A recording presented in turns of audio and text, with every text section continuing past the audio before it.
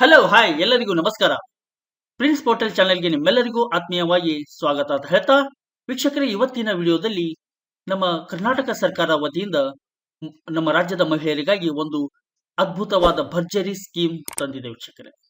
Bumper loan scheme ಇದು. ರಾಜ್ಯ ಸರ್ಕಾರದಿಂದ ಮಹಿಳೆಯರಿಗೆ ಉಚಿತವಾಗಿ 30,000 ರೂಪಾಯಿ ನೀಡಲಾಗ್ತಿದೆ ಮತ್ತು 3 ಲಕ್ಷದವರೆಗೆ ಸಾಲ ಸೌಲಭ್ಯ ಪಡೆಯಲು ಅರ್ಜಿಯನ್ನು ಕೂಡ ಆಹ್ವಾನಿಸಲಾಗಿದೆ. ಇದರ ಬಗ್ಗೆ ಡೀಟೇಲ್ ಆದ ಮಾಹಿತಿ ಇವತ್ತಿನ ವಿಡಿಯೋಲಿ ನಾನು ನಿಮಗೆ ನೀಡ್ತಾ ಇದ್ದೀನಿ ವೀಕ್ಷಕರೇ. ಮಹಿಳೆಯರಿಗೆ ಬಂಪರ್ ಭರ್ಜರಿ ಲಾಟ್ರಿನೇ ಆಗಿರುತ್ತೆ. ಹಾಗಾದ್ರೆ ನಿಮ್ಮ ಸಮಯ ವ್ಯರ್ಥ ಮಾಡದೆ ಈ ವಿಡಿಯೋ ಪೂರ್ತಿಯಾಗಿ ನೋಡಿ. ಸ್ಕಿಪ್ ಮಾಡಿ ನೋಡಿದ್ರೆ ಮಾಹಿತಿ ಅಪೂರ್ಣ ಆಗುವ ಸಾಧ್ಯತೆ ಇರುತ್ತೆ. ಆದ್ದರಿಂದ ಮೊದಲಿನಿಂದ ಕೊನೆಯವರೆಗೂ ವೀಕ್ಷಣೆ ಮಾಡಿ.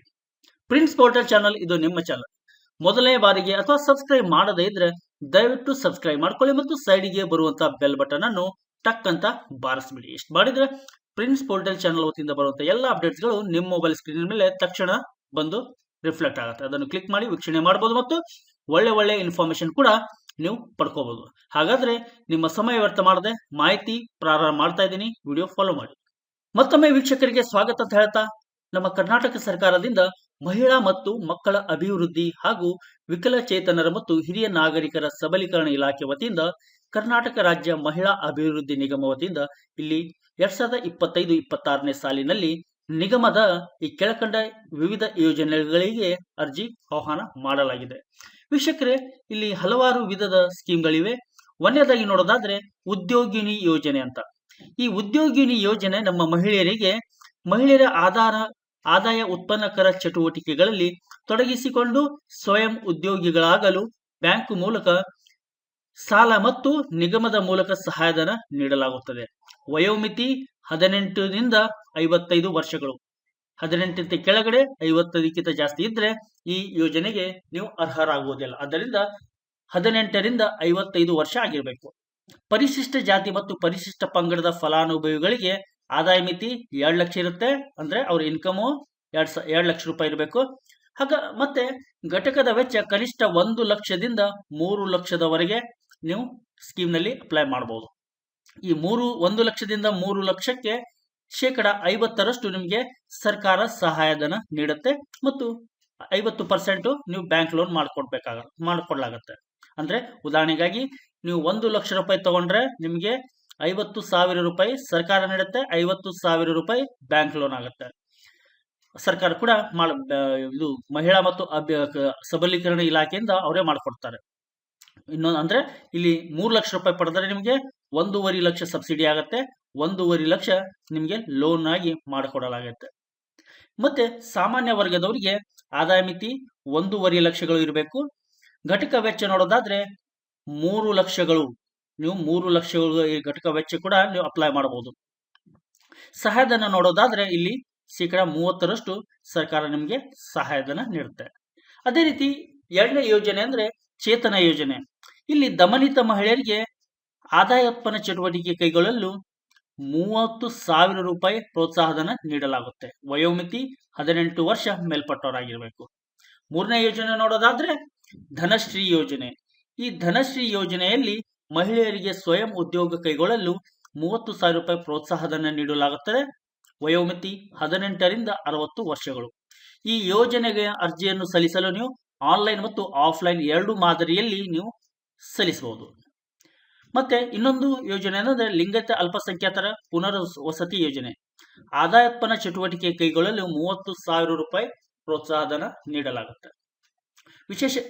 ವಿಶೇಷ ಇಲ್ಲಿ ಸೂಚನೆ ಅಂದ್ರೆ ಇಲ್ಲಿ ನೀಡಲಾಗಿದೆ ವೀಕ್ಷಕರೇ, ನೀವು ಆನ್ಲೈನ್ ಮತ್ತು ಆನ್ಲೈನ್ ಸಲ್ಲಿಸಬೇಕಾದ್ರೆ ನೀವು ನಿಮ್ಮ ಹತ್ತಿರದ ಗ್ರಾಮ ಕೇಂದ್ರ, ಕರ್ನಾಟಕವನ್ನು ಇತರೆ ಕೇಂದ್ರಗಳಲ್ಲಿ ಹೋಗಿ ನೀವು ಅರ್ಜಿಯನ್ನು ಸಲ್ಲಿಸಬಹುದು. ಆಫ್ಲೈನ್ ಅಂದ್ರೆ ನಿಮ್ಮ ಹತ್ತಿರದ ಮಹಿಳಾ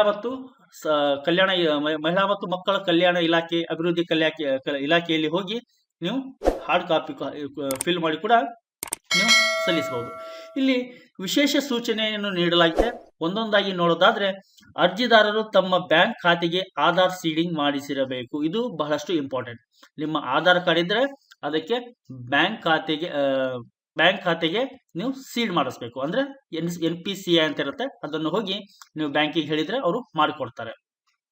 ಧನಶ್ರೀ ಯೋಜನೆ ಮತ್ತು ಲಿಂಗತ್ವ ಅಲ್ಪಸಂಖ್ಯಾತರ ಪುನರ್ವಸತಿ ಯೋಜನೆಗಳಿಗೆ ಅರ್ಜಿದಾರರು ಅರ್ಜಿಯನ್ನು ಆನ್ಲೈನ್ ಮತ್ತು ಆಫ್ಲೈನ್ ನಲ್ಲಿ ಸಲ್ಲಿಸಬಹುದು. 2 ಆಪ್ಷನ್ ಇದೆ. ಈ 2 ಯೋಜನೆಗಳಿಗೆ ಅರ್ಜಿಯನ್ನು ಆಫ್ಲೈನ್ ಸಲ್ಲಿಸುವವರು ನಿಗದಿಪಡಿಸಿದ ಅವಧಿಯೊಳಗೆ ಅಗತ್ಯ ದಾಖಲೆಗಳೊಂದಿಗೆ ನಿಮ್ಮ ಜಿಲ್ಲೆಯ ಉಪನಿರ್ದೇಶಕರು, ಮಹಿಳಾ ಮತ್ತು ಮಕ್ಕಳ ಅಭಿವೃದ್ಧಿ ಇಲಾಖೆ ಮತ್ತು ಅಭಿವೃದ್ಧಿ ನಿರೀಕ್ಷಕರು, ಕರ್ನಾಟಕ ರಾಜ್ಯ ಮಹಿಳಾ ಅಭಿವೃದ್ಧಿ ನಿಗಮ ಇವರನ್ನು ಸಂಪರ್ಕಿಸಿ ಅರ್ಜಿಯನ್ನು ಸಲ್ಲಿಸಬೇಕು. ಉದ್ಯೋಗಿನಿ ಯೋಜನೆ, SCP, SCSP ಮತ್ತು TSP ಬಳಕೆಯಾಗದ ಅನ್ಸ್ಪೆಂಟ್ ಅನುದಾನದಡಿ ಸೌಲಭ್ಯ ಪಡೆಯಲು ಇಚ್ಛಿಸುವ ಫಲಾಪೇಕ್ಷಿಗಳು ಅರ್ಜಿದಾರರು ಸಹ ಸೇವಾ ಸಿಂಧು ಪೋರ್ಟಲ್ನಲ್ಲಿ ಅರ್ಜಿ ಸಲ್ಲಿಸುವುದು.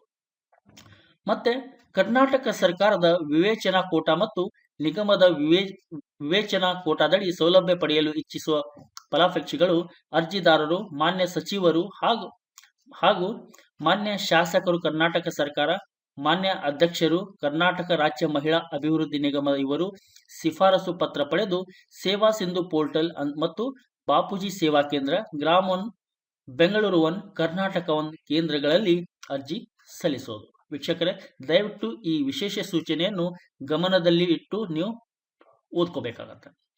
ಬಹಳಷ್ಟು ಮುಖ್ಯವಾದ ಒಂದು ಸೂಚನೆ ಆಗಿರುತ್ತೆ. ಎಲ್ಲ ಯೋಜನೆಗಳಿಗೆ ಅರ್ಜಿಯನ್ನು ಫಲಾಪೇಕ್ಷಿಗಳು ಅರ್ಜಿದಾರರು ಬಾಪೂಜಿ ಸೇವಾ ಕೇಂದ್ರ, ಗ್ರಾಮ 1, ಕರ್ನಾಟಕ 1, ಬೆಂಗಳೂರು 1 ಕೇಂದ್ರಗಳಲ್ಲಿ ಅರ್ಜಿ ಸಲ್ಲಿಸಲು ನಿಮಗೆ ಒಂದು ಅವಕಾಶವನ್ನು ಮಾಡಿಕೊಡಲಾಗಿದೆ. ಯಾವ ಕೇಂದ್ರದಲ್ಲಿ ಈ ಗ್ರಾಮವನ್ನು, ಕರ್ನಾಟಕವನ್ನು, ಬೆಂಗಳೂರು 1ನಲ್ಲಿ ನೀವು ಯಾವುದೇ ಒಂದು ಪೈಸೆಯನ್ನು ಕೊಡದೆ ಫ್ರೀಯಾಗಿ ನೀವು ಅರ್ಜಿಯನ್ನು ಸಲ್ಲಿಸಬಹುದು.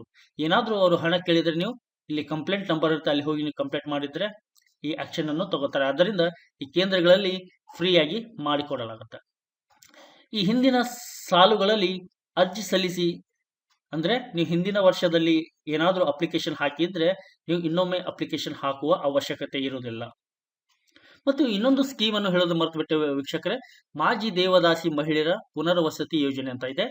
1993-94 ಮತ್ತು 2007-8ರ ಸಮೀಕ್ಷೆಯಲ್ಲಿ ಗುರುತಿಸಿರುವ ಮಾಜಿ ದೇವದಾಸಿಯರ ಮಹಿಳೆಯರಿಗೆ ಆಯಾದ ಉತ್ಪನ್ನ ಚಟುವಟಿಕೆ ಕೈಗೊಳ್ಳಲು 30,000 ರೂಪಾಯಿಗಳ ಪ್ರೋತ್ಸಾಹಧನ ಕೂಡ ನೀಡಲಾಗುತ್ತೆ. ಇದೊಂದು ಹೇಳೋದನ್ನು ಮರ್ತಿದ್ದೆ. ಹಾಗಾದರೆ ಇವೆಲ್ಲ ಯೋಜನೆಗೆ ನೀವು ಅರ್ಜಿ ಸಲ್ಲಿಸಲು ಕೊನೆಯ ದಿನಾಂಕ 15/12/2025 ಸಂಜೆ 5:30 ಗಂಟೆಯವರೆಗೆ ಅವಕಾಶವನ್ನು ಕಲ್ಪಿಸಲಾಗಿದೆ.